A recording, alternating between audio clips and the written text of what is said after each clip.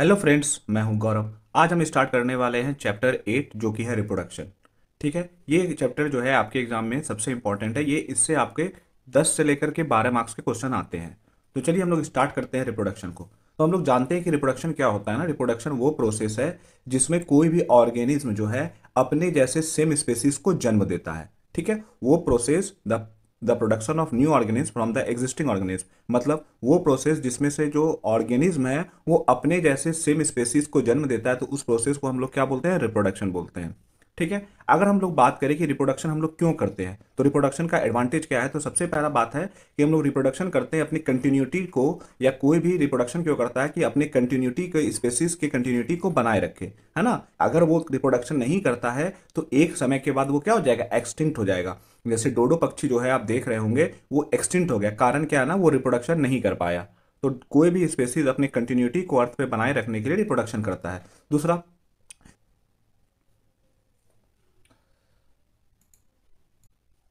Second है कि ये जेनेटिक वेरिएशन प्रोवाइड करता है, और थर्ड क्या है कि ये इवोल्यूशन में मदद करता है। तो ये तीन एडवांटेज है हम लोग के रिप्रोडक्शन के। रिप्रोडक्शन करने से हमें ये तीन फायदे होते हैं। अब बात आता है कि हम जब भी याद रखेंगे, जब भी कोई रिप्रोडक्शन होगा तो कभी भी ये कोई भी चीज 100% एग्जैक्ट कॉपी किसी का नहीं होगा। कुछ ना कुछ उसमें अंतर आएगा। हो सकता है वो जेनेटिकली आइडेंटिकल हो, ठीक है ना, जेनेटिकली आइडेंटिकल हो सकता है, लेकिन उसमें कुछ ना कुछ अंतर जरूर आएगा। और ये जो अंतर है ये बायोकेमिकल रिएक्शंस के कारण होता है। जो डीएनए में बायोकेमिकल रिएक्शंस होते हैं उसके कारण से क्या होता है ना कि इसमें बहुत सारा अंतर आ जाता है। तो कभी भी रिप्रोडक्शन में एग्जैक्ट 100% कॉपी नहीं होगा। होगा भी तो जेनेटिकल आइडेंटिकल होगा, ठीक ना। कभी भी 100% कॉपी नहीं होगा। क्यों नहीं होगा? Due to biochemical reaction in the DNA formation. इस कारण से अब हम लोग बात करेंगे टाइप ऑफ रिप्रोडक्शन की। तो हम लोग जानते हैं रिप्रोडक्शन का दो टाइप होता है। पहला मेथड होता है, या पहला टाइप होता है एसेक्सुअल रिप्रोडक्शन, ठीक है, और दूसरा क्या होता है? Sexual reproduction. एसेक्सुअल रिप्रोडक्शन किसको कहते हैं? वैसा रिप्रोडक्शन प्रोसेस जिसमें सिंगल पेरेंट्स हो, ठीक है, वैसा रिप्रोडक्शन प्रोसेस जिसमें सिंगल पेरेंट्स हो और साथ ही साथ बिना इन्वॉल्वमेंट के हो गैमेट्स के या सेक्स सेल के।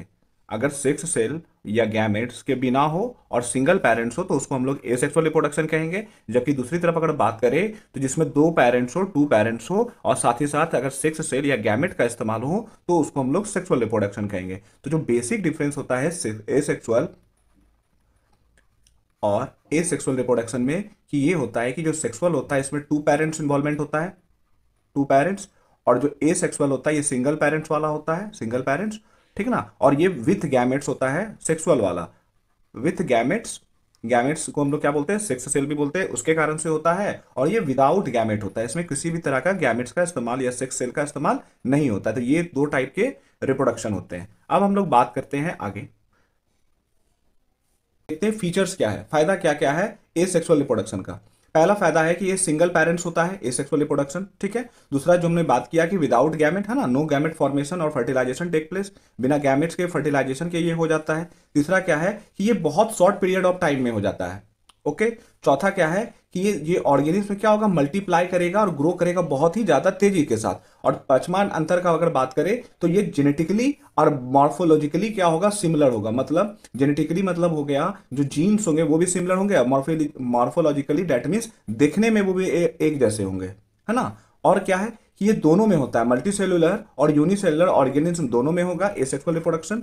और अंतर क्या है और बेनिफिट्स क्या है कि the mode by which various organism reproduce depends on the body design. और जो एसेक्सुअल रिप्रोडक्शन है वो बॉडी डिजाइन पे भी डिपेंड करता है। जैसे आप मान लो, आप जैसे आप अमीबा का देखोगे तो अमीबा क्या होता है ना कि कहीं से भी वो क्या होता है? डिवाइड हो जाता है। जबकि अगर पैरामीशियम की बात करेंगे तो वो लॉन्गिट्यूडनली हो जाता है, ठीक है। जबकि प्लाज्मोडियम जो होता है वो ट्रांसवर्स डिवाइड होता है। तो जो बॉडी डिजाइन है वो डिपेंड करेगा कि वो किस टाइप का रिप्रोडक्शन करेगा, ओके। इसके बारे में हम डिटेल से पीछे पढ़ेंगे। यहां पे जब हम लोग बात करेंगे ये बाइनरी फिजन की, तो जब आप देख रहे होगे कि ये बाइनरी फिजन में ये इरेगुलर में अमीबा हो गया, कहीं से भी डिवाइड हो जाएगा। जबकि लॉन्गिट्यूडनली कौन होगा? लेसमेनिया होगा। और ट्रांसवर्स कौन सा होगा? पैरामीशियम होगा। तो इस सब का बॉडी डिजाइन क्या है? एक दूसरे से अलग है। तो उस हिसाब से ये क्या कर रहा है ना, ये डिवाइड कर रहा है या रिप्रोड्यूस कर रहा है। अब हम लोग बात करेंगे मेथड ऑफ एसेक्सुअल रिप्रोडक्शन। अगर हम लोग मेथड की बात करें तो जनरली 6 मेथड होता है। पहला होता है फिजन, दूसरा होता है बडिंग, तीसरा होता है स्पोर फॉर्मेशन, चौथा होता है रीजनरेशन, पांचवा होता है फ्रेगमेंटेशन, और छठा होता है वेजिटेटिव प्रोपोगेशन। अगर हम लोग बात करें वेजिटेटिव प्रोपोगेशन की, तो वेजिटेटिव प्रोपोगेशन भी दो टाइप का होता है, एक होता है नेचुरल और एक होता है आर्टिफिशियल।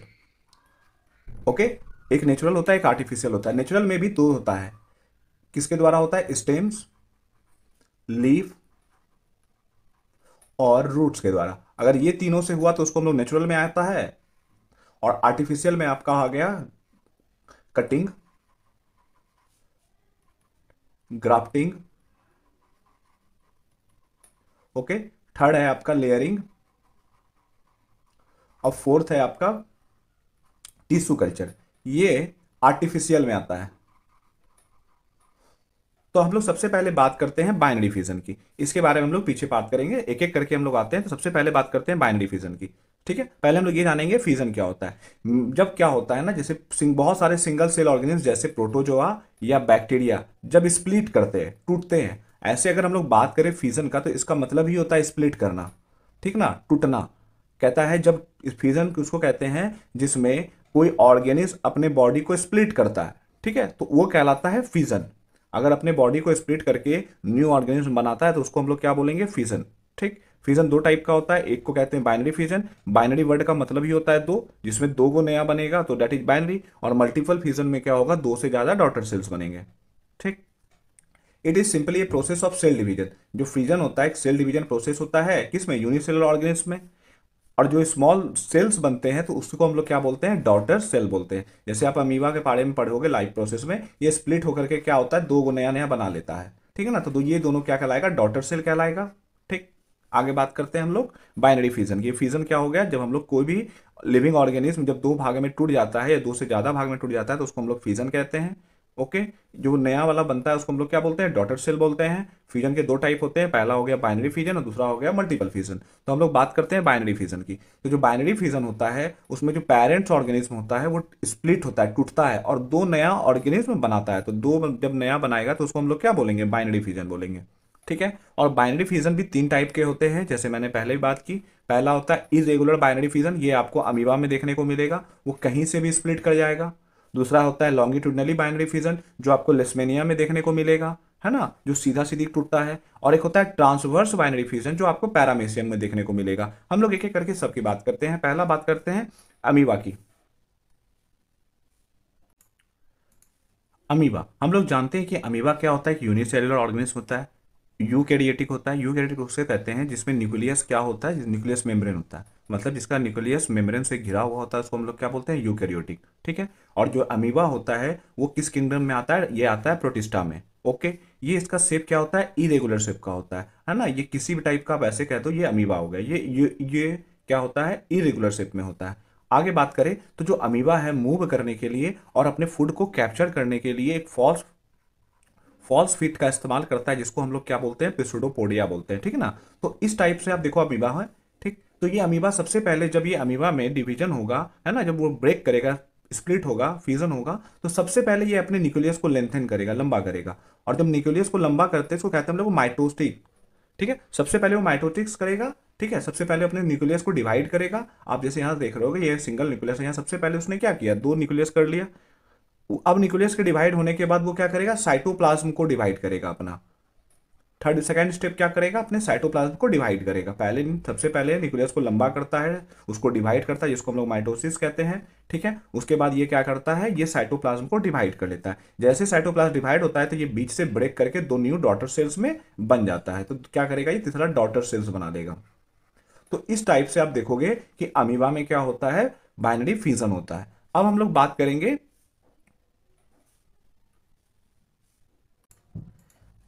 करते हैं लेसमेनिया की। लेसमेनिया भी क्या होता है? कि यूनिसेलुलर ऑर्गेनिज्म होता है, ये भी यूकैरियोटिक होता है, ये भी प्रोटिस्टा किंगडम से बिलोंग करता है। अब लिस्मेनिया के कारण ही क्या होता है? काला जार होता है, जिसको हम लोग क्या बोलते हैं? ब्लैक फीवर बोलते हैं। ठीक है, ये डिवाइड्स होता है लॉन्गिट्यूडनली। जैसे अमीबा में हमने देखा था ये इरेगुलर शेप होने के कारण कहीं से भी स्प्लिट हो रहा था, है ना। लेकिन ये जो है लेसमेनिया, ये जो स्प्लिट होगा वो लॉन्गिट्यूडनली होगा, सीधा होगा। जैसे देखो आप ये पहला अमीबा देखो, यहाँ पे लेसमेनिया देख रहे हैं, ठीक है ना, ये है। फिर देखिए लंबा लंबा हो रहा है, यहाँ से आप देखो ये धीरे से यहाँ से ऐसे करके लंबा हो रहा है ना। और ये यहाँ से बीच से क्या हो गया? डिवाइड हो गया। तो ये क्या होगा? ये लॉन्गिट्यूडनली डिवाइड होगा। ठीक है, और क्या होता है ना, लेशमेनिया में एक फ्रैगिला पाया जाता है जिसको फूड को कैच करने में इसको मदद करता है।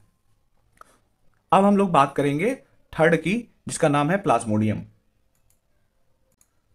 अब हम लोग थर्ड बात करते हैं पैरामीशियम की। तो जो पैरामीशियम होता है ये भी क्या होता है, यूनिसेलुलर होता है। इसके बॉडी में थ्रेड लाइक स्ट्रक्चर होता है, इसको सिलिया कहते हैं। ये थ्रेड लाइक स्ट्रक्चर जो आप देख रहे हो डेट इज कॉल्ड सिलिया, ठीक है ना। यही क्या करता है, फूड को कैच करने में इसको मदद करता है, ठीक।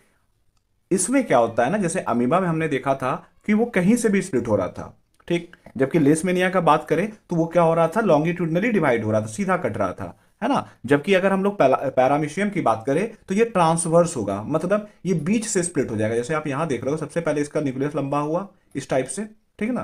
तो ये क्या करेगा, बीच से डिवाइड हो जाएगा ना, बीच से डायरेक्ट। तो इसको हम लोग क्या बोलते हैं, ट्रांसवर्स बोलते हैं। तो ये तीन अलग अलग टाइप का बाइनरी फ्यूजन हो रहा है, बन तो रहा है दो ही, लेकिन अलग अलग। जहां हमने यहां बात किया था कि जो बाइनरी फ्यूजन होता है वो तीन टाइप का होता है। पहला हो गया इरेगुलर बाइनरी फ्यूजन, जिसमें आपने अमीबा को देखा स्प्लिट होते हुए, है ना। ये अमीबा कहीं से भी स्प्लिट हो रहा था, ये बाइनरी फ्यूजन में आ गया। दूसरा हमने पढ़ा लॉन्गिट्यूडनली बाइनरी फ्यूजन, जो लेशमेनिया में होता है, जो कि सीधा सीधी हुआ, यहाँ पे आपने देखा ये सीधा सीधी ये डिवाइड हो गया। और थर्ड हमने पढ़ा ट्रांसवर्स बाइनरी फ्यूजन, जो पैरामीशियम में था, जो इस टाइप से सीधा डिवाइड हो गया, है ना। ये वर्टिकली, ये लाइन वर्टिकली नहीं गया, ये हॉरिजेंटली डायरेक्ट डिवाइड हो गया, तो इसको हम लोग क्या बोलते हैं, ट्रांसवर्स। तो इस टाइप से बाइनरी फ्यूजन तीन टाइप्स के होते हैं।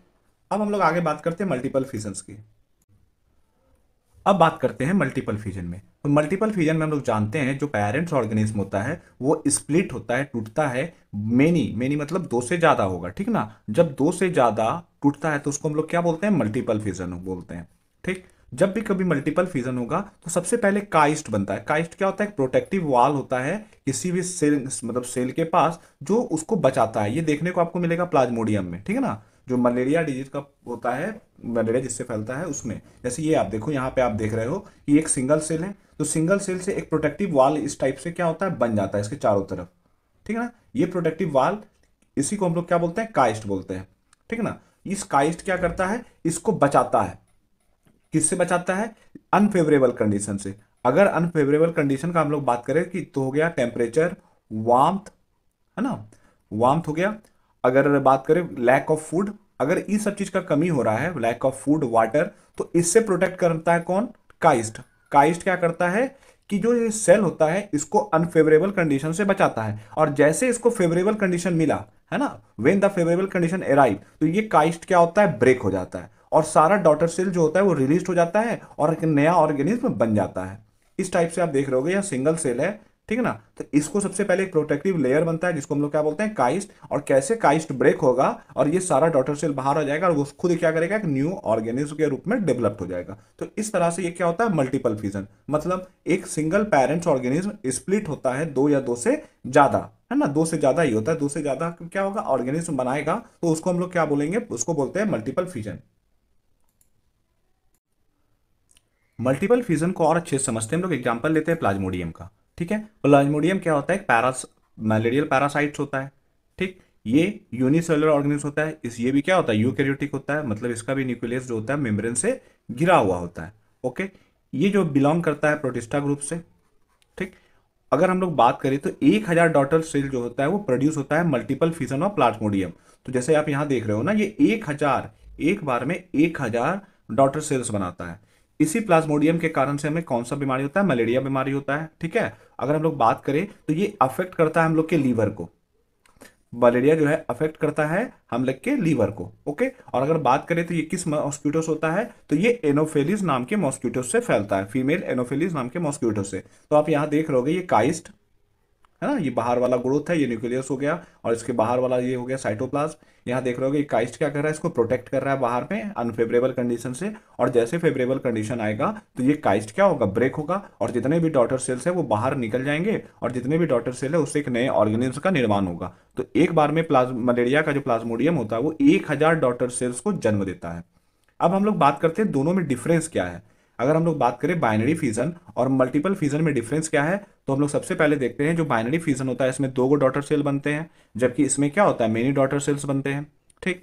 ये एक बार डिवाइड्स होता है, ये डिवाइड्स होता है रैपिडली, है ना, रिपीटेडली डिवाइड होता है, एक से दो, दो से तीन, चार, पांच, छह, ऐसे से बहुत सारा बन जाता है। तो ये बस एक बार डिवाइड होता है और ये रिपीटेडली डिवाइड्स होता जाता है। इसमें भी न्यूक्लियस और साइटोप्लाज्म जो है साइमल्टेनियसली डिवाइड होता है। इसमें क्या होता है, सबसे पहले न्यूक्लियस डिवाइड होता है, ठीक है ना, उसके बाद क्या होता है, साइटोप्लाज्म डिवाइड होकर के अलग हो जाता है। आगे इसका कोई एक डिफिनिट पैटर्न होगा। अभी हमने अमीबा का देखा था ना कि एक डिफिनिट पैटर्न था, 3 तरह का पैटर्न्स बना रहे थे। पहला था इरेगुलर था, लिस्मेनिया का यहाँ पे हमने पढ़ा था, यहाँ हमने पढ़ा था ना कि ये पैटर्न बनाएगा, है ना, ये इरेगुलर होगा, ये लॉन्गिट्यूडनली होगा, ये ट्रांसवर्स होगा। लेकिन अगर हम लोग बात करें मल्टीपल फिजन की, तो इसमें किसी भी तरह का कोई फिक्स पैटर्न नहीं होता है। अगर एग्जाम्पल की बात करें तो इसमें आ गया अमीबा आपका, है ना, आप लेस्मेनिया भी डाल सकते हो, और इसमें क्या हो गया, प्लाज्मोडियम हो गया। तो ये जो है डिफरेंस हो गया किसके बीच, बाइनरी फिजन के बीच और मल्टीपल फिजन्स के बीच। अब बात करते हैं हम लोग बडिंग की। बडिंग वो प्रोसेस है जिसमें बॉडी पे एक्स्ट्रा ग्रोथ हो जाता है। जैसे आप यहाँ देख रहे होगे ये ईस्ट है, तो आप देख रहे हो ईस्ट भी ऐसे, इसके बॉडी में ये क्या हो गया, एक्स्ट्रा ग्रोथ होता है। ठीक है, जो पेरेंट्स ऑर्गेनिज्म है उसके बॉडी में एक्स्ट्रा ग्रोथ होता है, उसी को हम लोग क्या बोलते हैं, बड बोलते हैं। ये क्या कहलाएगा, बड, जो एक्स्ट्रा ग्रोथ है। और यही बड क्या होगा, डिटैच हो जाएगा, उसके बॉडी से बाहर निकल जाएगा और एक न्यू ऑर्गेनिज्म बना लेगा। तो इस प्रोसेस को हम लोग क्या बोलते हैं, बडिंग बोलते हैं। जैसे यहाँ पर हम लोग बडिंग बात कर रहे हैं किसकी, ईस्ट की। तो ईस्ट क्या होता है, एक यूनिसेल्युलर ऑर्गेनिज्म होता है, यूकैरियोटिक होता है, फंगाई होता है। ठीक है, और ये इसका इस्तेमाल हम लोग ईस्ट का करते हैं इथेनॉल बनाने में। ठीक है, ये इथेनॉल जो होता है जिसका फॉर्मूला होता है C2H5OH, जिस इथेनॉल का इस्तेमाल हम लोग गाड़ी में, पेट्रोल में भी करते हैं, पेट्रोल के रूप में। और ये एक एनारोबिक प्रोसेस होता है, मतलब बिना ऑक्सीजन के प्रेजेंस के, है ना, ऑक्सीजन क्या होगा, एब्सेंट होगा। तो ये ईस्ट है। तो इसी प्रोसेस को हम लोग क्या बोलते हैं, बडिंग बोलते हैं। बडिंग क्या होता है, जो बड के थ्रू हो, बड क्या होता है, जो बॉडी पे एक्स्ट्रा ग्रोथ होता है उसको हम लोग क्या बोलते हैं, बड। और बड के थ्रू जो होता है उसको हम लोग क्या बोलते हैं, बडिंग्स बोलते हैं।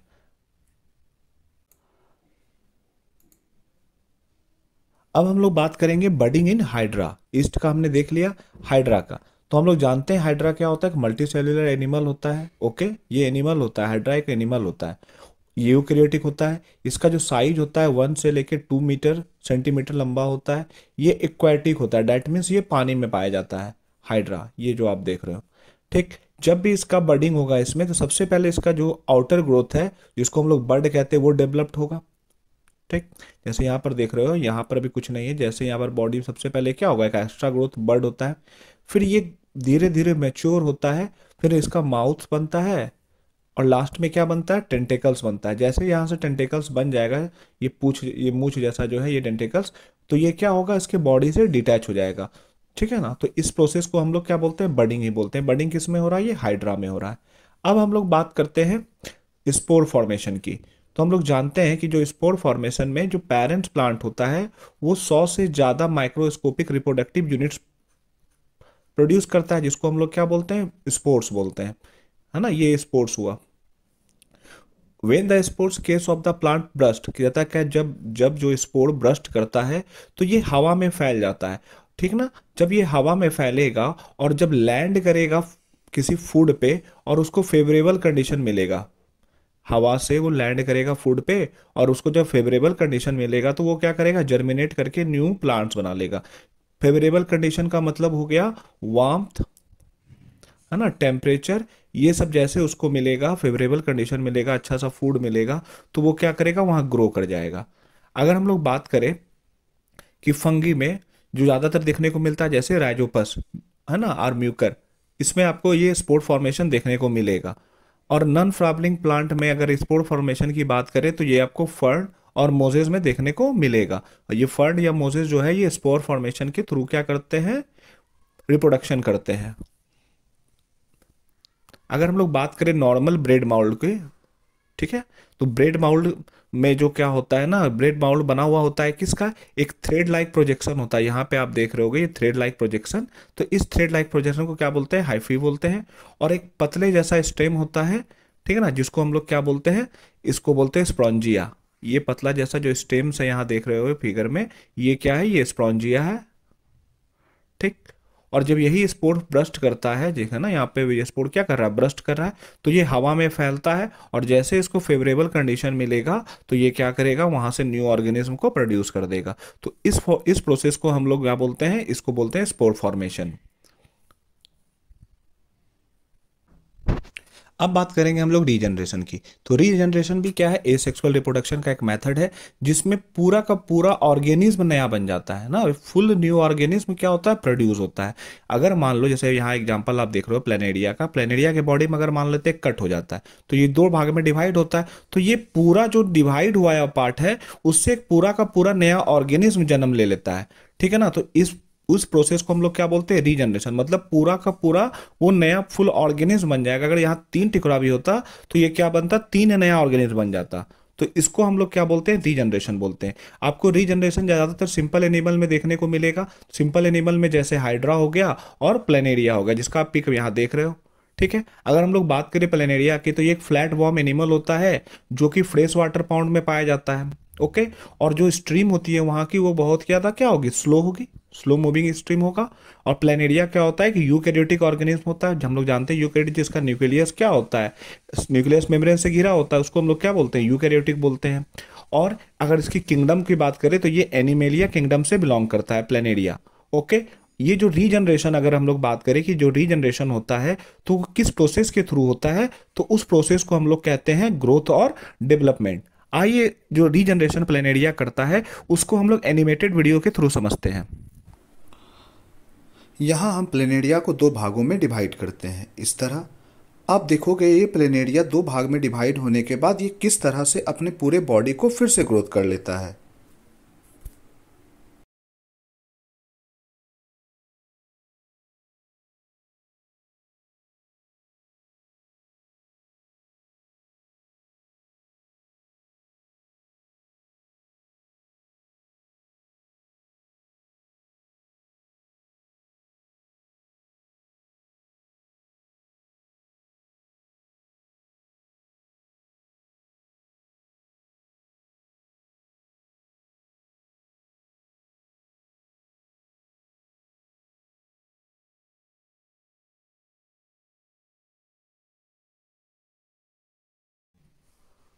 अब हम लोग आ जाते हैं फ्रेगमेंटेशन में। ये भी क्या होता है, एक सेक्सुअल मेथड होता है, ठीक है ना। इसमें क्या होता है, ब्रेक कर जाता है पूरा बॉडी किसी भी सिंपल मल्टी सेल्यूलर ऑर्गेनिज्म का, और उससे क्या होता है ना, एक दो या दो से ज्यादा टुकड़ा में क्या होगा, टूट जाएगा। और ये टूटता कब है, जब ये मैच्योर होता है।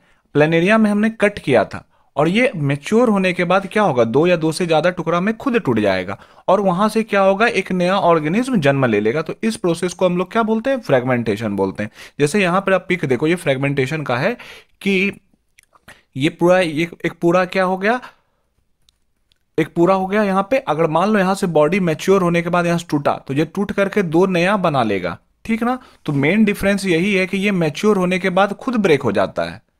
अगर हम लोग बात करें फ्रेगमेंटेशन की तो ये आपको स्पायरोगायरा में देखने को मिलेगा और सी एनिमोन्स में देखने को मिलेगा। ये स्पायरोगायरा हो गया, ठीक है। तो यहाँ पे स्पायरोगायरा पर आप देख रहे हो, ये बॉडी मैच्योर होने के बाद दो टुकड़े में टूट गया। अगर हम लोग बात करें स्पायरोगायरा की तो जो स्पायरोगायरा होता है ये मल्टी सेल्यूलर यूकैरियोटिक ऑर्गेनिज्म होता है, ठीक है। ये सिंपल बॉडी स्ट्रक्चर होता है। ये आपको फ्रेश वाटर पॉन्ड में, रिवर में और स्लो मूविंग स्ट्रीम में देखने को मिलेगा। अगर हम लोग बात करें डिफरेंस की कि फ्यूजन और फ्रेगमेंटेशन में मेन डिफरेंस क्या है, तो जो हम लोग जानते हैं फ्यूजन जो है ये यूनिसेल्युलर होता है, जबकि ये जो है आपका मल्टी सेल्यूलर होता है, ओके। दोनों में बेसिक डिफरेंस ये है कि जो आप फ्यूजन देख रहे थे, फ्यूजन में जो हमने पढ़ा तो उसमें क्या था, यूनिसेल्युलर में हो रहा था, जबकि ये फ्रेगमेंटेशन जो है ये मल्टी सेल्युलर में होता है, ओके। और ये मैच्योर होने के बाद जैसे अमीबा टूट रहा था, ये भी क्या होता है, ब्रेक हो जाता है। This is the basic difference between fusion and fragmentation. अब हम लोग बात करेंगे वेजिटेटिव प्रोपोगेशन की। तो हम लोग जानते हैं कि जो वेजिटेटिव प्रोपोगेशन है ये ओल्ड प्लांट से ही होता है। ओल्ड प्लांट से अगर स्टेम, रूट और लीव्स की बात करें तो उससे ये नया प्लांट क्या होगा, डेवलप्ड हो जाएगा।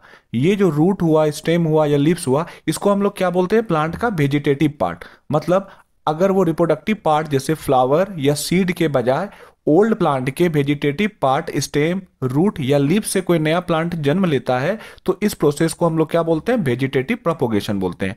अगर हम लोग बात करें वेजिटेटिव प्रोपोगेशन की तो ये दो टाइप का होता है, एक होता है नेचुरल और एक होता है आर्टिफिशियल, ओके। तो जो नेचुरल हो गया उसमें आपका क्या होगा, स्टेम होगा, रूट होगा और लीफ होगा। ये तीन किस में आते हैं, नेचुरल में आते हैं। जबकि अगर हम लोग आर्टिफिशियल की बात करेंगे तो इसमें लेयरिंग, क्राफ्टिंग, कटिंग और टिश्यू कल्चर आता है। तो हम लोग एक एक करके इनके बारे में देखते हैं।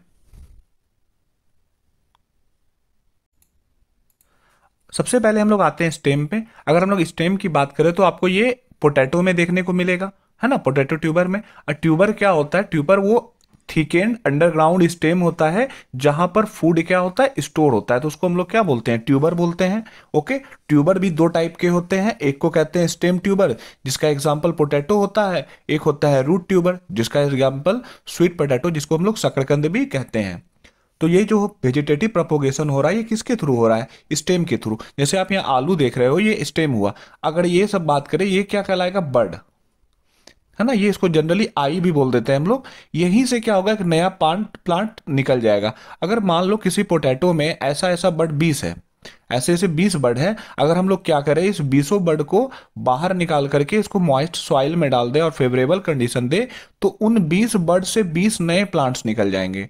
तो इसको हम लोग क्या बोलते हैं? वेजिटेटिव प्रोपोगेशन बाय स्टेम, जो कि एक नेचुरल प्रोसेस है।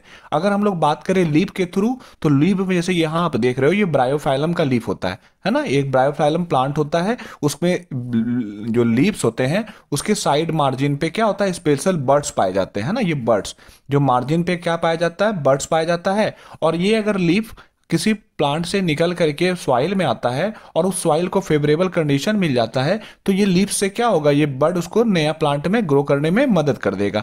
तो इस तरह से जो न्यू प्लांट हो रहा है वो किसके थ्रू हो रहा है? लीफ के थ्रू हो रहा है ना। तो अब हम लोग देख चुके हैं वेजिटेटिव प्रोपोगेशन स्टेम से, लीफ से, और रूट में हो गया शकरकंद जिसको हम लोग स्वीट पोटैटो कहते हैं, उसके थ्रू भी ऐसे ही करके नया प्लांट ग्रो कर जाता है। अब हम लोग बात करेंगे आर्टिफिशियल प्रोपोगेशन की, वेजिटेटिव प्रोपोगेशन की। तो हम लोग जानते हैं कि जो आर्टिफिशियल प्रोपोगेशन होता है ये एक मैन मेड मेथड है, ठीक है ना। आर्टिफिशियल प्रोपोगेशन क्या है? एक मैन मेड मेथड है जिसमें हम लोग एक प्लांट से जब बहुत सारा प्लांट्स को उगाते हैं तो इसको हम लोग क्या बोलते हैं? Artificial vegetative propagation. अगर हम लोग मेथड की बात करें तो इसमें जनरली 3 मेथड्स होते हैं। पहला कहलाता है कटिंग, दूसरा हो गया लेयरिंग और तीसरा हो गया ग्राफ्टिंग। तो हम लोग बात करते हैं सबसे पहले कटिंग की। कटिंग क्या होता है ना, कि एक स्मॉल पार्ट जो है किसी प्लांट से कट कर लिया जाता है, तो इस प्रोसेस को हम लोग क्या बोलते हैं? कटिंग बोलते हैं। अगर ऐसा कटिंग का एग्जांपल की बात करें तो ये मैंगो में, गुआवा में, लीची में, लेमन में, रोज में, मनी प्लांट्स में आपको देखने को मिलेगा। जैसे आप यहाँ पिक पे देख रहे हो कि हमने यहाँ क्या किया, एक कटिंग मेथड का इस्तेमाल करके यहाँ रोज से एक काट करके इसको हटा लिया और इसको हम लोग क्या करेंगे, कहीं जमीन पे लगा देंगे, तो ये क्या हो जाएगा? ये कटिंग मेथड हो जाएगा, है ना। तो दूसरा बात करते हैं हम लोग किसकी? लेयरिंग की। तो लेयरिंग में क्या होता है ना, जैसे यहाँ प्लांट आप देख रहे हो, प्लांट के ब्रांच को हम लोग खींच करके लाते हैं और इसको जमीन में डाल देते हैं। ओके, और जो टिप्स होता है प्लांट का इसको बाहर रखते हैं। जैसे कुछ दिन होता है तो यहाँ पर यहाँ से नया नया रूट निकल जाता है। जब ये रूट डेवलप्ड हो जाता है तो हम लोग इसको ब्रांच को यहाँ से फिर कट कर देते हैं। ओके, हम लोग ब्रांच को क्या करेंगे? यहाँ से फिर कट कर देंगे। जैसे यहाँ पर रूट कुछ दिन में डेवलप्ड हो जाएगा तो हम यहाँ से रूट को, मतलब ये प्लांट को कट कर देंगे। तो इस प्रोसेस को हम लोग लेयरिंग कहते हैं। लेयरिंग में क्या होता है, जो ब्रांच होता है प्लांट को, उसको हम लोग पुल्ड करते हैं, खींचते हैं ग्राउंड में और उसको कवर्ड कर देते हैं मॉइस्ट सॉइल से, और जो टिप होता है उसको बाहर रखते हैं। ओके, ये टिप को क्या रखते हैं? बाहर रखते हैं। कुछ दिन तक ये रहने के बाद जब इसमें से धीरे धीरे रूट्स डेवलप्ड होना स्टार्ट हो जाता है तो यहाँ से हम लोग कट कर देते हैं। तो इस प्रोसेस को हम लोग क्या बोलते हैं? लेयरिंग बोलते हैं। अब हम लोग बात करेंगे ग्राफ्टिंग की। तो ग्राफ्टिंग मेथड में क्या होता है कि हम लोग कट करते हैं स्टेम को दो अलग अलग प्लांट के, ठीक है। जैसे ये प्लांट है तो एक प्लांट ये हो गया, ओके, और एक प्लांट ये हो गया, तो ये दोनों प्लांट के स्टेम्स को हम लोग कट करेंगे। ये मान लो पहला वाला प्लांट का स्टेम हुआ, स्टेम 1, और ये क्या हो गया? स्टेम 2, दूसरे वाले प्लांट को, ठीक है। और ये जो स्टेम है सेकेंड वाले पार्ट को हम लोग क्या करेंगे? पहले वाले पार्ट में लगा देंगे, और जो पहले वाले पार्ट का स्टेम है उसको हम लोग क्या करेंगे? सेकेंड वाले पार्ट में लगा देंगे। ओके, और इसको हम लोग इस तरह से ज्वाइंट कर देंगे। तो इससे जो नया प्लांट ग्रो करेगा, जो दोनों में नया प्लांट ग्रो करेगा, तो उसमें जो कैरेक्टर होगा वो पहले वाले प्लांट का और दूसरे वाले दोनों प्लांट का आ जाएगा। तो इस मेथड को हम लोग क्या बोलते हैं? ग्राफ्टिंग बोलते हैं। जो पार्ट सॉइल के अंदर होता है उस पार्ट को हम लोग स्टॉक बोलते हैं, ओके, और जो ऊपर होता है, सूट वाला पार्ट होता है, उसको हम लोग साइन बोलते हैं। तो इस तरह से हम लोग ग्राफ्टिंग मेथड का इस्तेमाल करते हैं। अब बात आता है कि हम लोग जो आर्टिफिशियल वेजिटेटिव प्रोपोगेशन कर रहे हैं इसका फायदा क्या है, एडवांटेज क्या है। तो अगर हम लोग एडवांटेज की बात करें तो हम लोग को डिजायरेबल फीचर्स का पेरेंट्स प्लांट से मिल जाएगा नया प्लांट। हम लोग जिस डिजायर का, जैसे आपने देखा होगा ब्लैक रोज, तो ब्लैक रोज क्या होता है ना, ये ग्राफ्टिंग मेथड का ही इस्तेमाल करके व्हाइट वाला और पिंक वाला का इस्तेमाल करके हम लोग क्या करते हैं, ब्लैक रोज बना देते हैं। तो जो डिजायरेबल फीचर्स का है उस टाइप का प्लांट मिल जाएगा। दूसरा, कटिंग या ग्राफ्टिंग जो होता है वो बहुत ही जल्दी फ्रूट्स देने लगता है, दूसरा फायदा ये हो गया। तीसरा बात कि ये है कि उतना ज्यादा हम लोग को अटेंशन इस प्लांट को देना नहीं पड़ता है इसके अर्ली ईयर्स में, ये तेजी से ग्रो कर जाता है as compare to the plant from the seed. अगर जो सीड के थ्रू हम लोग प्लांट लगाते हैं तो उस पर काफी अटेंशन देना पड़ता है, लेकिन जो हम लोग ग्राफ्टिंग या कटिंग मेथड का इस्तेमाल करके या आर्टिफिशियल वेजिटेटिव प्रोपोगेशन का इस्तेमाल करके उगाते हैं तो उतना ज्यादा हम लोग को उसको अटेंशन देना नहीं पड़ता है। चौथा बेनिफिट क्या होता है ना कि इसमें जल्दी से जल्दी फ्रूट ग्रो करने लगता है ना, एक और जल्दी से जल्दी ग्रो करने लगता है। और हम लोग क्या कर सकते हैं, एक ही प्लांट से बहुत सारा प्लांट्स को बना सकते हैं। जैसे हमने भी आलू का एग्जांपल लिया था, तो आलू के बड से, एक बड से हम लोग कितना बड्स मतलब उसको रोप सकते, बहुत सारा बना सकते हैं। तो एक प्लांट से हम लोग बहुत सारा प्लांट्स को ग्रो कर सकते हैं। पांचवा फायदा क्या है कि ये सीडलेस प्लांट होता है। जितना भी आप देख रहे हो, चाहे कटिंग हो, लेयरिंग हो, ग्राफ्टिंग हो, ये क्या है, सब सीडलेस है। तो बिना सीड के प्लांट उग जाता है। तो ये 5 बेनिफिट्स होते हैं आर्टिफिशियल वेजिटेटिव प्रोपोगेशन की। अब हम लोग बात करेंगे बहुत ही इंपॉर्टेंट टॉपिक टिश्यू कल्चर की। तो हम लोग जानते हैं कि टिश्यू कल्चर में क्या होता है, एक प्लांट के टिश्यू को रिमूव्ड किया जाता है ग्रोइंग प्लांट के टिप से। जैसे आप इमेजिन करो कोई लीफ है, उसके टिप से हम लोग क्या करेंगे, एक टिश्यू को रिमूव कर लेंगे। ओके, और इस टिश्यू को हम लोग एक सुटेबल ग्रोथ मीडियम में डाल देंगे। उस सुटेबल ग्रोथ मीडियम को हम लोग क्या कहते हैं, कल्चर सॉल्यूशन कहते हैं। उसमें डाल देंगे और उससे क्या करेंगे ना, नया नया प्लांट उगाएंगे। तो इस प्रोसेस को हम लोग क्या बोलते हैं, टिश्यू कल्चर बोलते हैं। ठीक है, अगर हम लोग स्टेप्स की बात करें तो जो हम लोग प्लांट के टिश्यू को रिमूव किए थे प्लांट के टिप से, उसको सबसे पहले एक स्टाइल जेली में डालते हैं, जिस जेली में पहले से आपका न्यूट्रिएंट और प्लांट हार्मोन प्रेजेंट होता है। उस टिश्यू मतलब पहले मान लो एक इस तरह से बीकर ले लेते हैं, इसमें हमने क्या किया, इसमें पहले से प्लांट हार्मोन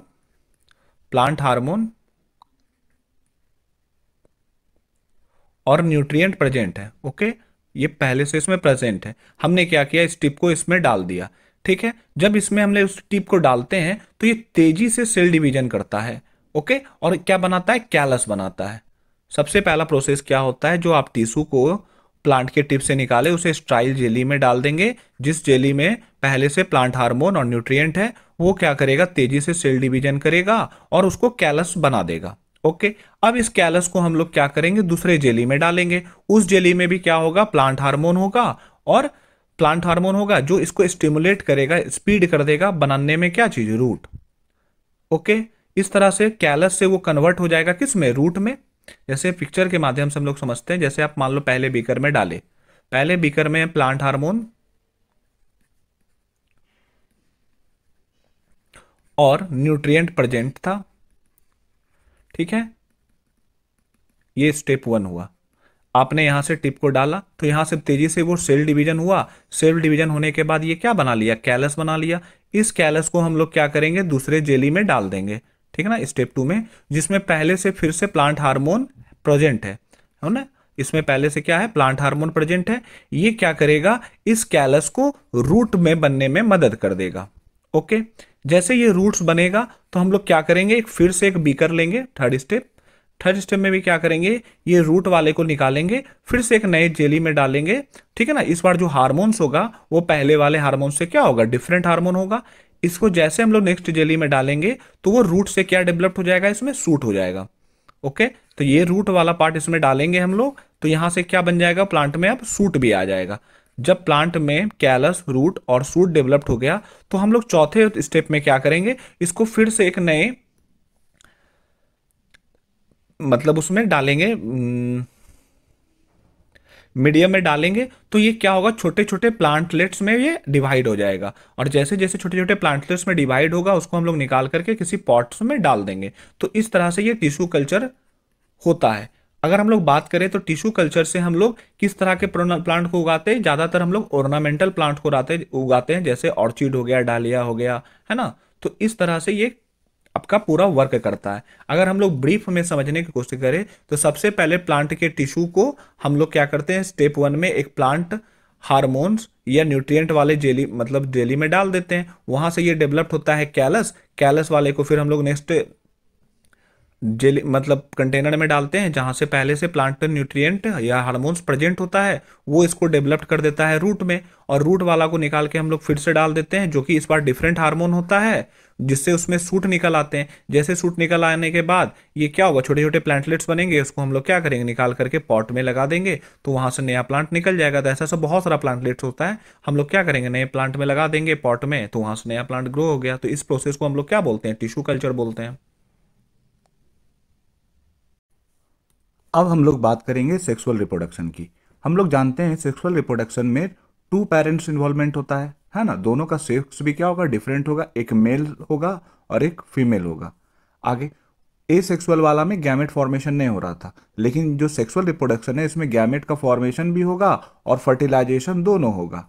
आगे जो सेक्सुअल रिप्रोडक्शन होगा उसमें डीएनए और उसके सेलुलर एपरेटस दोनों इन्वॉल्व होंगे। ठीक है, सेक्सुअल रिप्रोडक्शन में डीएनए और सेलुलर एपरेटस दोनों इन्वॉल्व होंगे, जिसके कारण से ये क्या करेगा, डाइवर्सिटी लाएगा कैरेक्टर में। जो ऑफ स्प्रिंग होगा उसका कैरेक्टर अलग अलग टाइप का होगा। अगर मान लो कि एक पेरेंट्स मदर और फादर है तो उसमें दोनों के गुण आएंगे, दोनों के कैरेक्टर आएंगे। तो जो कैरेक्टर का वेरिएशन होगा या डाइवर्सिटी होगा वो क्यों होगा, क्योंकि डीएनए और सेलुलर एपरेटस दोनों इन्वॉल्व होगा सेक्सुअल रिप्रोडक्शन में। आगे जो गैमेट्स है ये ड्राइव है दो, जो गैमेट्स होगा वो दोनों ऑर्गेनिज्म से ड्राइव होगा, जिसके कारण जो कॉम्बिनेशन होने के कारण जो जीन बनेगा उसका भी कॉम्बिनेशन के कारण उसमें जेनेटिक वेरिएशंस होने का चांस ज़्यादा रहेगा। आप इमेजिन करो कि अगर एक बॉय है और एक गर्ल है, बॉय अगर मान लो तमिलनाडु का है, ओके, और गर्ल जो है कश्मीर की है, तो जो बेबी उसके होंगे तो उसके अंदर वैसा कैरेक्टरिस्टिक्स आएगा, है ना, जो दोनों जगह सरवाइव करने में क्या होगा, उसको हेल्प करेगा। तो इसी को कहेंगे कॉम्बिनेशन ऑफ जीन। ओके, तो जेनेटिक वेरिएशंस आएगा जो कि चेंजिंग इन्वायरमेंट के हिसाब से ज़्यादा अच्छे से खुद को ढाल लेगा। अगर हम लोग बात करें सेक्सुअल रिप्रोडक्शन की तो इसको हम लोग डिवाइड करते हैं 3 फेज में। पहला होता है प्री फर्टिलाइजेशन, दूसरा होता है फर्टिलाइजेशन और तीसरा होता है पोस्ट फर्टिलाइजेशन। अब हम इस फेज के बारे में अच्छे से पढ़ते हैं क्या होता है। हम लोग जानते हैं कि जो प्री फर्टिलाइजेशन होता है इसमें क्या होगा ना, गैमेट्स का फॉर्मेशन होगा, ठीक है, और साथ ही साथ ट्रांसफर होगा किसका, गैमेट्स का।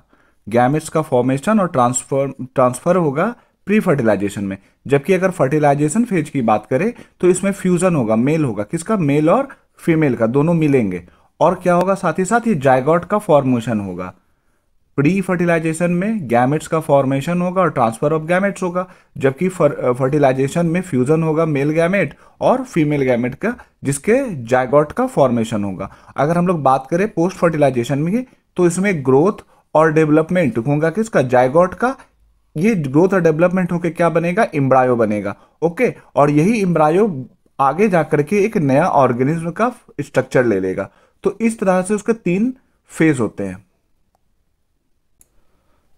अब हम बात करेंगे दोनों गैमेट्स में डिफरेंस क्या क्या होता है। ठीक है, तो जो मेल गैमेट्स होता है उसका साइज क्या होता है, छोटा होता है as compare to female gamete. तो फीमेल गैमेट का साइज क्या होगा, बड़ा होगा। ये मोटाइल होता है, मोटाइल का मतलब उसको कहते हैं जो मूव करता है। मेल गैमेट्स मूव करता है, जबकि जो नॉन मतलब फीमेल गैमेट्स है ये मूव नहीं करता है। ओके, और ये साथ ही साथ क्या करेगा, लार्ज फूड मटेरियल को खुद में स्टोर करेगा। कौन सा, फीमेल गैमेट्स। तो ये 3 बेसिक डिफरेंस है किसके किसके बीच, मेल गैमेट्स और फीमेल गैमेट्स के बीच। अब हम आगे बात करते हैं sexual reproduction in flowering plant. हम लोग जानते हैं कि वैसा प्लांट, ठीक है, जिसका सेक्स ऑर्गन क्या हो, फ्लावर के अंदर हो, वैसा प्लांट जिसका सेक्स ऑर्गन फ्लावर के अंदर हो और साथ ही साथ जो सीड हो वो इनक्लोज्ड हो, बंद हो, किसके अंदर, फ्रूट्स के अंदर। तो उस प्लांट को हम लोग क्या बोलते हैं, एंजियोस्पर्म। फिर से, वैसा प्लांट जिसका सेक्स ऑर्गन फ्लावर के अंदर हो और साथ ही साथ जो सीड हो वो इनक्लोज्ड हो फ्रूट के अंदर, तो उस प्लांट को हम लोग क्या बोलते हैं, एंजियोस्पर्म। ओके, तो एंजियोस्पर्म्स को हम लोग कॉमनली अगर नाम उसके कहें तो इसी को हम लोग क्या बोलते हैं, फ्लावरिंग प्लांट्स भी बोलते हैं। ओके, अगर हम लोग बात करें कि जो फंक्शन होता है फ्लावर का वो क्या होता है, तो जो मेन फंक्शन है फ्लावर का वो है बनाना क्या चीज, मेल और फीमेल गैमेट्स को। फ्लावर का मेन फंक्शन क्या है, मेल और फीमेल गैमेट को बनाना, और साथ ही साथ ये इंश्योर करना, आश्वस्त करना कि उसके अंदर फर्टिलाइजेशन हो, ओके, जिससे क्या हो, नया सीड बने, ताकि प्लांट्स का क्या हो पाए, रिप्रोडक्शन हो जाए। तो ये दो बेसिक फंक्शन है फ्लावर के, जिस पहला हो गया कि ये बनाता है मेल और फीमेल गैमेट्स, और दूसरा है कि ये इंश्योर करता है फर्टिलाइजेशन को, ताकि जो न्यू सीड्स है उसका फॉर्मेशन हो सके रिप्रोडक्शन ऑफ प्लांट के लिए। अब हम लोग बात करेंगे कि सेक्सुअल रिप्रोडक्शन प्लांट्स में कैसे कैसे होता है, किस किस स्टेप से होता है। तो हम लोग जानते हैं कि जो मेल सेक्स ऑर्गन होता है फ्लावर का या प्लांट का, उसको हम लोग क्या बोलते हैं, स्टेमन बोलते हैं। मेल सेक्स ऑर्गन प्लांट का क्या कहलाता है, स्टेमन कहलाता है, जो कि मेल गैमेट्स को बनाता है प्लांट में, और ये प्रेजेंट होता है पॉलन ग्रेन में। फिर से एक बार, जो प्लांट का मेल सेक्स ऑर्गन होता है उसको हम लोग क्या बोलते हैं, स्टेमन, ठीक है, उसको स्टेमन बोलते हैं, जो कि बनाता है किसको, मेल गैमेट्स को, जो प्रेजेंट होता है पॉलन ग्रेन में। उसी तरह जो प्लांट है उसका फीमेल ऑर्गन सेक्स ऑर्गन कहलाता है कार्पेल, ओके। जैसे मेल सेक्स ऑर्गन स्टेमन, तो फीमेल सेक्स ऑर्गन क्या कहलाता है, कार्पेल, जो बनाता है फीमेल गैमेट्स, जो बनाता है क्या, फीमेल गैमेट। जैसे ये मेल गैमेट बना रहा था, ये क्या बनाएगा, फीमेल गैमेट। ये प्रेजेंट होता है पॉलन ग्रेन में ना, स्टेमन पॉलन ग्रेन में प्रेजेंट होता है, ये प्रेजेंट होता है ओव्यूल्स में। आगे बात करते हैं, जो मेल गैमेट्स है पॉलन ग्रेन का, ये फर्टाइल होता है फीमेल गैमेट्स जो प्रेजेंट है ओव्यूल में। ये दोनों आपस में क्या होते हैं, फर्टाइल होते हैं। जब ये फर्टाइल एग होता कहाँ पे है, ये ओव्यूल्स में फर्टाइल होते हैं, और जब ये फर्टाइल हो जाते हैं तो किसका निर्माण करते हैं, सीड्स बनाते हैं, और यही सीड्स फिर आगे मतलब उसका प्रोसेस होकर के इसका जर्मिनेशन होगा, सीड का जर्मिनेशन होगा, जिससे कोई नया प्लांट ग्रो करेगा। अगर हम लोग शॉर्ट में बोले तो जो मेल सेक्स ऑर्गन होता है प्लांट का, उसको हम लोग स्टेमन कहते हैं, जिसका काम क्या है, मेल गैमेट्स को बनाना, जो कि प्रेजेंट होता है पॉलन ग्रेन में। उसी तरह प्लांट का जो फीमेल सेक्स ऑर्गन है उसको हम लोग कार्पेल कहते हैं, जिसका काम है फीमेल गैमेट्स बनाना, जो कि प्रेजेंट होता है ओव्यूल में। ठीक है, ये दोनों जो पॉलन ग्रेन हो गया और ये जो गैमेट्स हो गया ओव्यूल में प्रेजेंट, मतलब जो मेल गैमेट है वो पॉलन ग्रेन प्रेजेंट में है, और जबकि जो फीमेल गैमेट है वो किस में है, ओव्यूल में। ये दोनों फर्टाइल बनेगा, ये फर्टाइल होने के बाद कहाँ फर्टाइल होगा, ओव्यूल्स में, और जैसे ये फर्टाइल हुआ ये सीड्स का निर्माण करेगा, और यही सीड का जर्मिनेशन होगा, तो क्या होगा, फिर नया प्लांट्स ग्रो करेगा। अब हम लोग बात करते हैं मेन पार्ट फ्लावर की। तो हम लोग जानते हैं कि फ्लावर के 5 मेन पार्ट है। पहला है रिसेप्टेकल्स, ओके, दूसरा होता है सेपल्स, तीसरा पिटल्स, चौथा स्टेमन, और पांचवा कार्पेल। हम लोग एक एक करके इन पांचों पार्ट्स के बारे में जानेंगे। तो पहले बात करते हैं हम लोग रिसेप्टेकल्स की। जो रिसेप्टेकल्स होता है ये बेस होता है फ्लावर के, ठीक है। ये जो आप ग्रीन वाला स्ट्रक्चर देख रहे हो, ये क्या है, ये रिसेप्टेकल्स है। जो फ्लावर का बेस होता है उसको हम लोग क्या बोलते हैं, रिसेप्टिकल। ये क्या करता है, ये जुटा हुआ होता है फ्लावर्स के साथ, ठीक है ना। तो जो बेस है फ्लावर का वो क्या कहलाता है, रिसेप्टिकल्स कहलाता है ना। ये क्या करता है, पूरे फ्लावर को एक साथ जोड़े रखता है। सेकेंड पार्ट की बात करें तो ये है सेपल, ठीक है ना। ये ग्रीन लीफ लाइक पार्ट्स होता है फ्लावर का, जो आउटर मोस्ट सर्कल पे निकला होता है। ये जो आप देख रहे हो ये वाला स्ट्रक्चर, ये क्या हुआ, सेपल, ये सेपल कहलाता है, ठीक है। अगर इन सारे सेपल्स को हम लोग एक साथ रख लेते हैं तो इसी को हम लोग कैलिक्स बोलते हैं। एक कलेक्शन ऑफ सेपल, ये जो सेपल हो गया, एक दो दिख रहा है आपको, और भी बहुत सारे होते हैं। अगर ये एक साथ लेंगे तो इसी को हम लोग क्या बोलेंगे, कैलिक्स बोलेंगे। अगर इसके फंक्शन की बात करें तो इसका मेन काम क्या है, ये प्रोटेक्ट करता है फ्लावर को। जब फ्लावर इनिशियल स्टेज में होता है तो इसको प्रोटेक्ट करता है, ठीक है ना, फॉर्म बनने में। फॉर्म मतलब ये क्या करता है, फ्लावर को प्रोटेक्ट करता है इनिशियल स्टेज में, जब वो फॉर्म बनाता, बड बनाता है, तब ये उसको क्या करता है, प्रोटेक्ट करता है। अब हम लोग बात करेंगे पेटल्स की। तो जो कलर का जो फ्लावर होता है उसका कलरफुल पार्ट, जैसे आप यहाँ येलो वाला देख रहे हो, ये सब जो येलो वाला पार्ट हो गया दैट इज सेपल, ये पेटल्स होता है। जो कलरफुल पार्ट होता है फ्लावर का उसको हम लोग क्या बोलते हैं, पेटल बोलते हैं। ये सेपल के अंदर होता है, ये सेपल्स के अंदर होता है, ओके। अगर हम लोग सारे पेटल्स को एक साथ ले ले तो उसको कोरोला बोलते हैं। ये येलो वाला स्ट्रक्चर अगर एक साथ पूरा आ जाए, ये वाला हो गया, ये वाला हो गया, ये वाला पूरा एक साथ ले लेंगे तो इसी को हम लोग क्या बोलते हैं, कोरोला बोलते हैं। अगर हम लोग बात करें पेटल्स के फंक्शन की तो इसका काम है अट्रैक्ट करना इंसेक्ट्स को, है ना, ताकि पोलिनेशन हो सके। अट्रैक्ट करता है इंसेक्ट को, और दूसरा क्या है, ये प्रोटेक्ट करता है फ्लावर के रिप्रोडक्टिव ऑर्गन को। कहाँ पे, सेंटर ऑफ द फ्लावर में। ये काम हो गया किसका, पेटल्स का, ओके। अगर हम लोग बात करें कार्प स्टेमन की, चौथे पार्ट स्टेमन की, तो जो स्टेमन होता है ये मेल रिप्रोडक्टिव ऑर्गन होता है फ्लावर का। ओके, अगर हम लोग बात करें स्टेमन की, तो इसी के अंदर ये इस स्टेमन ही क्या करता है, produce pollen grain. Okay, pollen grain जो है ये स्टेमन के द्वारा ही प्रोड्यूस होता है। और हम लोग बात करें स्टेमन की, तो स्टेमन दो पार्ट से मिलकर बना होता है, एक को कहते हैं फिलामेंट और दूसरे को कहते हैं एंथर। ये आप जो स्ट्रक्चर देख रहे हो ये वाला, ये है क्या, फिलामेंट, है ना। ये पतला जैसा जो स्ट्रक्चर है ये फिलामेंट है, या यहाँ पे ये वाला पार्ट कह लो, ये क्या है, फिलामेंट है। और ये जो ऊपर वाला पूरा गोल जैसा है, इसको हम लोग क्या बोलते हैं, एंथर बोलते हैं। ठीक है, इसी एंथर में ये जो स्ट्रक्चर हुआ ये वाला, ये कहलाता है पॉलन सैक, जिसके अंदर में क्या होता है, पॉलन ग्रेन होता है। यहाँ पे जो है ये अंदर में पॉलन ग्रेन होता है। अब हम लोग बात करेंगे कार्पेल की। कार्पेल क्या होता है, फीमेल रिप्रोडक्टिव ऑर्गन होता है प्लांट का। ओके, और हम लोग कार्पेल को किस नाम से जानते हैं, तो हम लोग इसको पिस्टल भी बोलते हैं।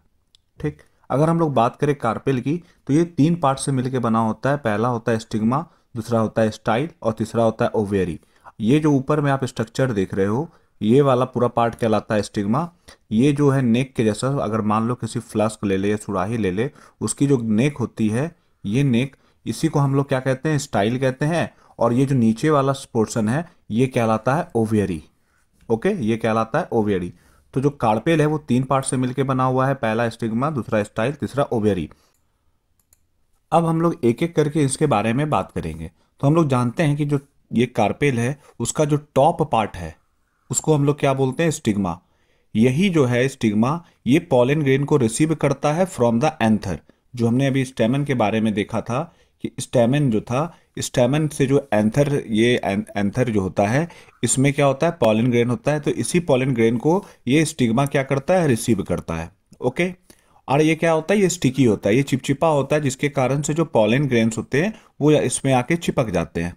ओके, अब हम लोग बात करते हैं स्टाइल की। तो ये जो होता है ये मिडिल पार्ट होता है कार्पेल का। ठीक है, ये क्या करेगा, ये स्टिग्मा और ओवियरी को कनेक्ट करने वाला ट्यूब होता है ना। ये बीच वाला पार्ट जो है ये ऊपर का स्टिग्मा और नीचे के ओवियरी को क्या करता है, कनेक्ट करता है। अब बात करते हैं ओवियरी की। तो ये जो होता है ये स्वेलोन पार्ट होता है, मतलब फूला हुआ पार्ट होता है बॉटम पे कार्पेल के। इसी को हम लोग क्या बोलते हैं, ओवियरी बोलते हैं। यहीं पर ओव्यूल्स बनते हैं और स्टोर होते हैं। अब बात करते हैं हम लोग यूनिसेलुलर सेक्सुअल फ्लावर और बायसेक्सुअल फ्लावर की। तो वैसे फ्लावर जिसमें या तो स्टेमन होगा, रिप्रोडक्टिव ऑर्गन में क्या होगा, या सेक्स ऑर्गन में या तो स्टेमन या तो कार्पेल, दोनों में से कोई एक होगा, तो उसको हम लोग यूनिसेक्सुअल फ्लावर बोलते हैं। जैसे एग्जांपल में पपाया हो गया और वाटरमेलन हो गया, ये दोनों क्या है, यूनिसेक्सुअल है। मतलब या तो इसमें स्टेमन प्रेजेंट होगा या कार्पेल प्रेजेंट होगा, दोनों में से कोई एक। अगर कोई प्लांट में या फ्लावर में दोनों प्रेजेंट हो, है ना, स्टेमन भी और कार्पेल भी, तो उसको हम लोग क्या बोलते हैं, बायसेक्सुअल बोलते हैं। एग्जाम्पल में इसका हिबिस्कस और मस्टर्ड प्लांट हो जाता है। अब हम लोग बात करेंगे फर्टिलाइजेशन की, कि फर्टिलाइजेशन होता क्या है। हम लोग जानते हैं फर्टिलाइजेशन अकर होता है, होता कब है, जो गैमेट्स होता है पॉलन ग्रेन का, वो ज्वाइन करता है, मिलता है किसके साथ, फीमेल गैमेट्स के साथ, जो कि प्रेजेंट होता है ओव्यूल में। अगर फर्टिलाइजेशन की बात करें, मेल गैमेट प्रेजेंट होता है ग्रेन में, वो ज्वाइन करता है फीमेल गैमेट्स जो कि प्रेजेंट होता है ओव्यूल से। इस दोनों के मिलने के प्रोसेस को ही हम लोग क्या बोलते हैं, फर्टिलाइजेशन बोलते हैं। ओके, अगर हम लोग बात करें सीड की, तो जो सीड होता है वो रिप्रोडक्टिव यूनिट होता है किसी भी फ्लावर का। इस सीड में क्या होता है ना, बेबी प्लांट्स होते हैं और फूड स्टोर होते हैं बेबी प्लांट के लिए। Okay, of baby plant in seed which develops into shoot, कहता है प्लांट, बेबी प्लांट का वो पार्ट, सीड में जो बेबी प्लांट होता है उसका वो पार्ट जो डेवलप्ड होता है सूट में। ठीक है, विथ लीव्स इज कॉल्ड प्लूमिल, उसको हम लोग क्या बोलते हैं, प्लूमिल। ठीक है, बेबी प्लांट का जो पार्ट जो सीड में रहता है प्रेजेंट, जो डेवलप्ड होकर के सूट बनता है लिप्स के साथ, उसको हम लोग क्या बोलते हैं, प्लूमिल बोलते हैं। और जो पार्ट डेवलप होकर रूट बनता है उस पार्ट को हम लोग रेडिकल बोलते हैं। ओके, तो बेबी प्लांट का वो पार्ट जो डेवलप्ड होके सूट बनता है लिप्स के साथ, उसको हम लोग प्लूमिल बोलेंगे। और जो डेवलप्ड होके रूट बनेगा उसको हम लोग क्या बोलते हैं, रेडिकल्स बोलते हैं। The part of seed which contains stored food, कहता है प्लांट का वो पार्ट, है ना, सीड का वो पार्ट जो फूड को स्टोर करता है बेबी प्लांट के लिए, उसको हम लोग क्या बोलते हैं? कॉटिलोडन।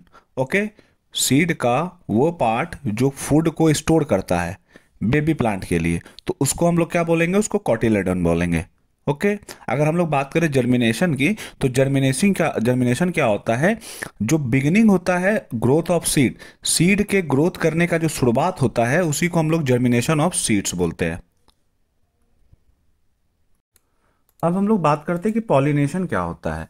तो हम लोग जानते हैं जो पॉलिन ग्रेन होता है उसका ट्रांसफर कहाँ से? एंथर से, स्टैमन के एंथर से पॉलिन ग्रेन का ट्रांसफर जब होकर के इस कार्पेल के स्टिग्मा में आता है, मतलब एंथर से निकलेगा और कार्पेल के स्टिग्मा में जाके स्टिक हो जाएगा, तो उस ट्रांसफर ऑफ पॉलिन ग्रेन को ही हम लोग क्या बोलते हैं? पॉलिनेशन बोलते हैं। मतलब transfer of pollen grain from anther to carpel, anther से कार्पेल तक जाने के प्रोसेस को ही, ये ट्रांसफर होने के प्रोसेस को ही क्या बोलते हैं? पॉलिनेशन बोलते हैं। अब ये पॉलिनेशन जो होता है वो इंसेक्ट्स के थ्रू भी हो सकता है, जैसे बी और बटरफ्लाई। ओके, विंड के थ्रू भी हो सकता है और वाटर के थ्रू भी हो सकता है। तो पॉलिनेशन के ये एजेंट्स हो गए जिसके कारण ये पॉलिनेशन होता है। अगर हम लोग बात करें पॉलिनेशन के टाइप की, तो पॉलिनेशन दो टाइप का होता है। एक को कहते हैं सेल्फ पॉलिनेशन और दूसरा कहलाता है क्रॉस पॉलिनेशन। सेल्फ पॉलिनेशन क्या होता है? अगर कोई पॉलिन ग्रेन एंथर का उसी प्लांट के स्टिग्मा में जाके गिर जाए, जो प्लांट का फ्लावर था उसी से उसी में ही जाके गिरेगा, तो इसको हम लोग सेल्फ पॉलिनेशन कहेंगे। लेकिन अगर किसी एक प्लांट का फ्लावर से अगर पॉलन ग्रेन निकला और किसी दूसरे फ्लावर में जाकर के वो स्टिक हो गया, तो उसको हम लोग बोलते हैं क्रॉस पॉलिनेशन। मतलब सेल्फ पॉलिनेशन में सेम फ्लावर के स्टेमन से कार्पेल पहुंचेगा, और जब क्रॉस पॉलिनेशन की बात करेंगे तो एक नया फ्लावर से, जैसे मान लो ये फ्लावर है, इससे दूसरे प्लांट के फ्लावर में जाएगा, तो इसको हम लोग क्या बोलेंगे? उसको बोलेंगे क्रॉस पॉलिनेशन। और जो फ्लावर पहले से प्रेजेंट है उसी के स्टेमन से उसी के कार्पेल में अगर इंटर हुआ, तो इसको हम लोग क्या बोलेंगे? इसको बोलते हैं सेल्फ पॉलिनेशन।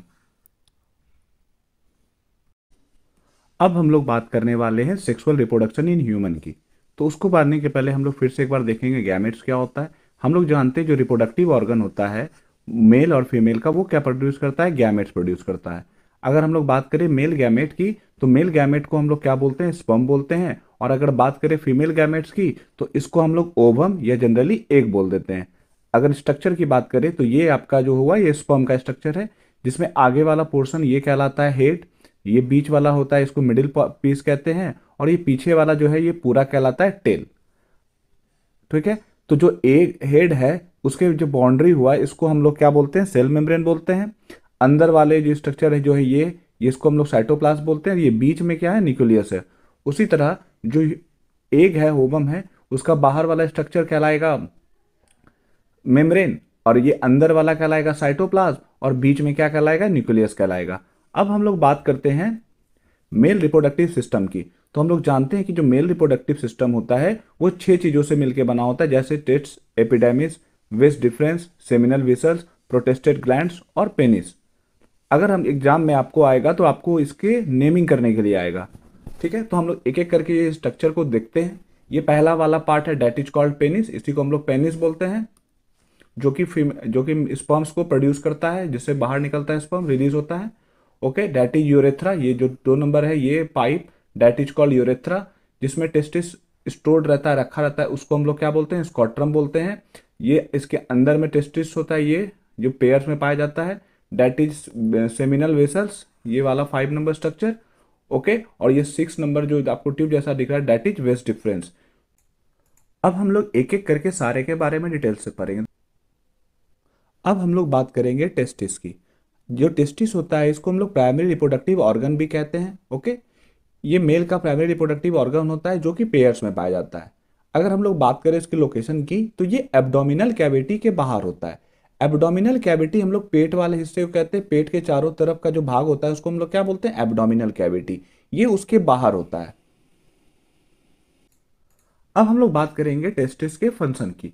तो हम लोग जानते हैं कि टेस्टिस जो है इसका मेन काम क्या है? स्पर्म्स को प्रोड्यूस करना। ओके, आगे ये जो स्पर्म्स प्रोड्यूस करता है और ये साथ ही साथ एक हार्मोन रिलीज करता है जिसको हम लोग कहते हैं testosterone hormones.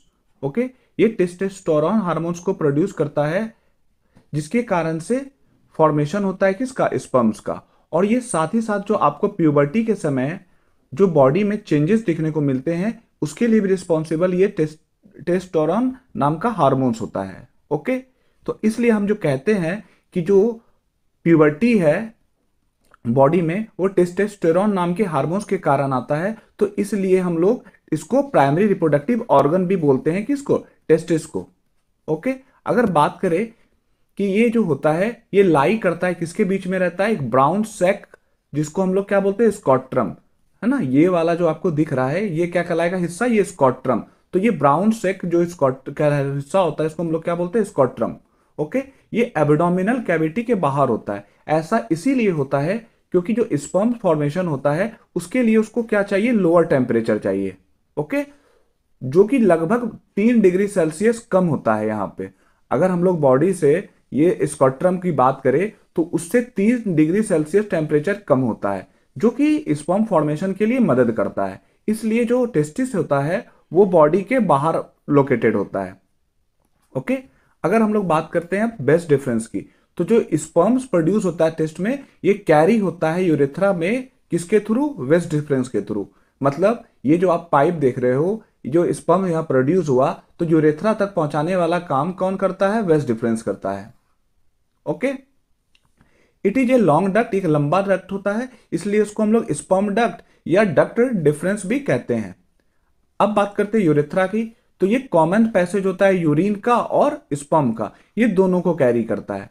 Urethra carries the sperm to an organ called penis. Urethra sperms को कहां पहुंचाता है, पेनिस में पहुंचाता है, जहां से ये वो बाहर रिलीज होता है।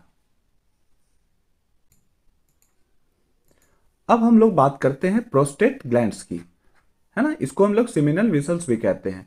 ये लोकेशन हो गया, ये जो हिस्सा है ये कहलाता है प्रोस्टेट ग्लैंड्स। ओके, अगर हम लोग बात करें जो प्रोस्टेट ग्लैंड्स होता है ये मिल्की फ्लूइड्स को इंक्रीज करता है।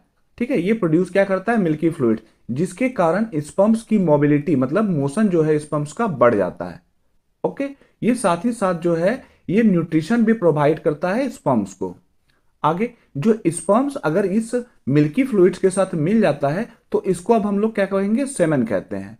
तो प्रोस्टेट ग्लैंड्स क्या होता है, कि मिल्की फ्लूइड प्रोड्यूस करता है जिससे स्पर्म्स की मोबिलिटी बढ़ जाती है, साथ ही साथ ये स्पर्म को न्यूट्रिशन भी देता है। अगर स्पर्म्स और ये मिल्की फ्लूइड्स एक दूसरे से मिल जाते हैं इसके मिक्सचर को हम लोग सेमेन कहते हैं। अब हम लोग बात करेंगे फीमेल रिप्रोडक्टिव ऑर्गन की। तो जो हम जानते हैं कि female reproductive organ ovaries, oviduct जिसको हम लोग फैलोपियन ट्यूब्स भी कहते हैं, यूरेटर और वेजाइना से मिलकर बना होता है।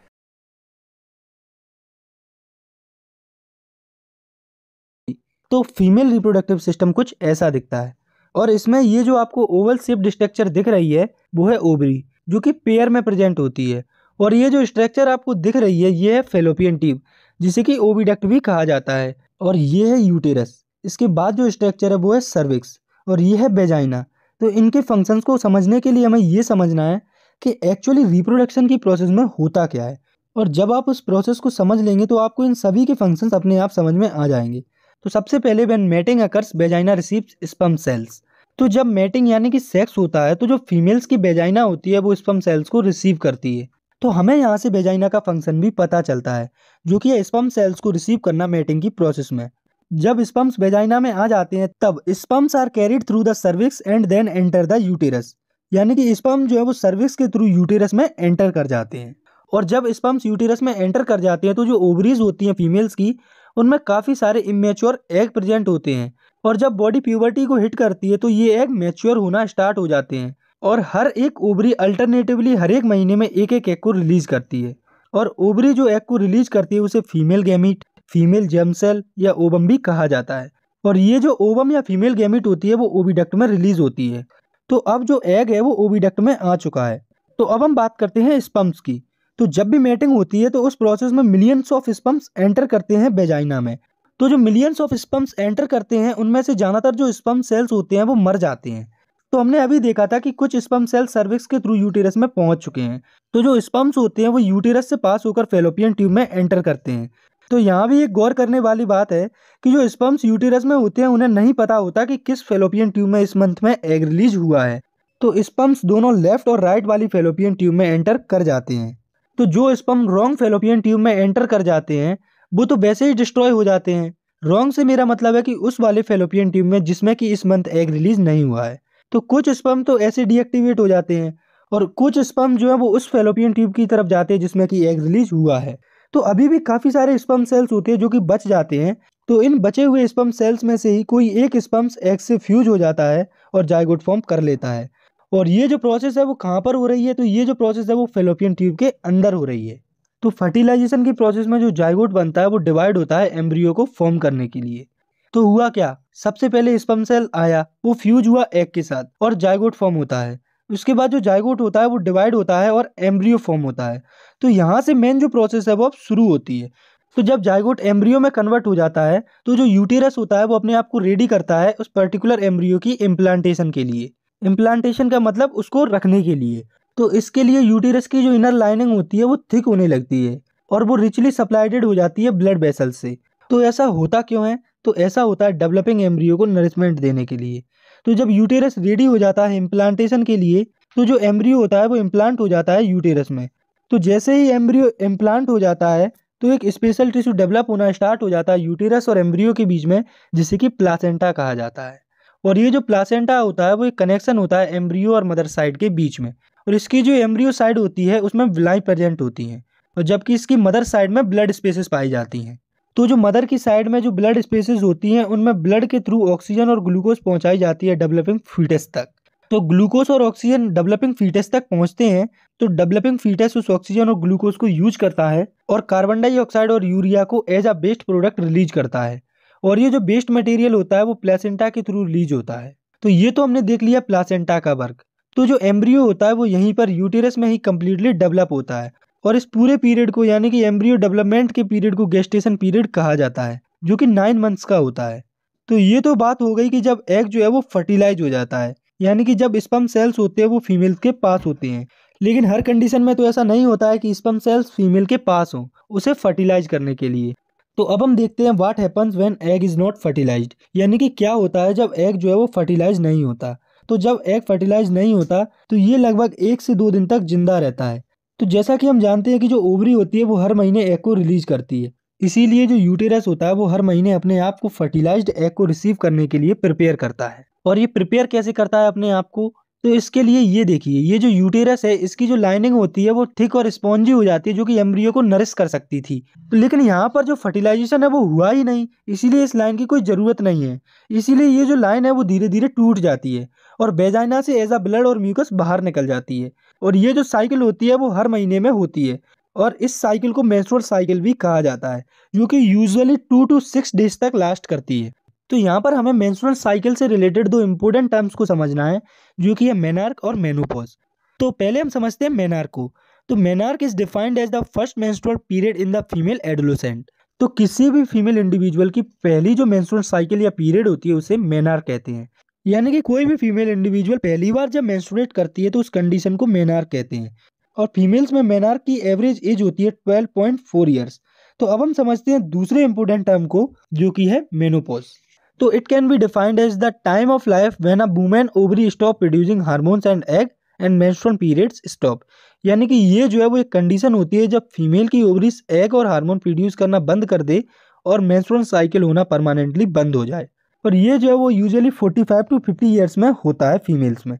तो अब हम लोग बात करेंगे रिप्रोडक्टिव हेल्थ की। रिप्रोडक्टिव हेल्थ वो स्टेट होता है जहां पर कोई व्यक्ति फिजिकली, मेंटली और सोशली क्या होता है, फिट होता है ना। रिप्रोडक्शन के अलावा अगर कोई व्यक्ति फिजिकली, मेंटली और सोशली फिट है तो इसको हम लोग इसका रिप्रोडक्टिव हेल्थ बोलते हैं। ठीक है, अब हम लोग बात करेंगे सेक्सुअली ट्रांसमिटेड डिजीज, जिसको हम लोग शॉर्ट फॉर्म में एसटीडी कहते हैं। तो जो ऐसे डिजीज जो स्प्रेड होते हैं, वैसे डिजीज जो फैले किसी सेक्सुअल कांटेक्ट में आने के बाद, अगर आप किसी इन्फेक्टेड पर्सन के सेक्सुअल कांटेक्ट में आते हो और आपको कोई डिजीज फैल जाती है तो उस डिजीज को हम लोग कहते हैं सेक्सुअली ट्रांसमिटेड डिजीज, जिसको शॉर्ट फॉर्म में हम लोग एसटीडी कहते हैं। अगर जनरली बात करें तो एसटीडी 3 बीमारी हो गई। सबसे पहला हो गया गोनेरिया, सिफिलिस और एड्स। अब हम लोग बात करेंगे बर्थ कंट्रोल की। तो बर्थ कंट्रोल क्या है? वो मेथड होता है, ठीक है ना, जिसमें हम लोग किसी प्रेगनेंसी को रोकते हैं। तो जो प्रिवेंशन होता है प्रेगनेंसी का, या सिंपली हम लोग कह सकते हैं कि फर्टिलाइजेशन होने से जो रोकते हैं, तो उसको हम लोग बर्थ कंट्रोल कहते हैं, और ये कहलाता है कॉन्ट्रासेप्शन। कॉन्ट्रासेप्शन क्या होता है? जो प्रेगनेंसी को रोकना, उसको हम लोग क्या बोलते हैं? कॉन्ट्रासेप्शन। इसके मेथड्स बहुत सारे होते हैं, लेकिन जो प्रेगनेंसी को रोकना वुमेन्स में, ये कहलाता है कॉन्ट्रासेप्शन। और इसको रोकने के लिए जिस डिवाइस या ड्रग्स का इस्तेमाल करते हैं, केमिकल का इस्तेमाल करते हैं, उसको हम लोग बोलते हैं कॉन्ट्रासेप्टिक। तो हम लोग बात करेंगे बर्थ कंट्रोल के अलग अलग मेथड्स को। तो सबसे पहला मेथड है बैरियर मेथड, फिर होता है केमिकल मेथड, और फिर होता है सर्जिकल मेथड। तो हम लोग एक एक करके आइए इसके बारे में बात करते हैं। सबसे पहले बात करते हैं बैरियर मेथड की। बैरियर मेथड में प्रेगनेंसी को रोकने के लिए एक फिजिकल डिवाइस का इस्तेमाल करते हैं, जैसे हम लोग क्या कॉन्डम्स और डायफ्राम। ठीक है, तो इस मेथड का इस्तेमाल करके हम लोग क्या करते हैं? प्रेगनेंसी को रोकते हैं। तो जो कॉन्डम्स होते हैं ये होते हैं मेल्स के लिए, और डायफ्राम जो होते हैं ये होते हैं फीमेल्स के लिए। Okay, both prevent the sperms. ये दोनों क्या करता है? कॉन्डम और ये डायफ्राम, ये दोनों को स्पर्म्स और ओवम को मीट करने से रोकता है, मतलब उसके बीच में बैरियर प्रोड्यूस करता है। तो इसलिए इस मेथड को हम लोग क्या बोलते हैं? Barrier method. और ये साथ ही साथ बेनिफिशियल भी होता है। जो सेक्सुअली ट्रांसमिटेड डिजीज थे जैसे गोनोरिया, सिफिलिस और एड्स, इसको फैलने से भी ये रोकता है। अब हम लोग बात करते हैं केमिकल मेथड्स की। तो केमिकल मेथड्स में हम लोग क्या करते हैं? ड्रग्स या केमिकल का इस्तेमाल करते हैं प्रेगनेंसी को रोकने के लिए। इसमें हम लोग पिल्स का इस्तेमाल करते हैं। दो टाइप्स के पिल होते हैं, एक होता है ओरल पिल और एक होता है वेजाइनल पिल।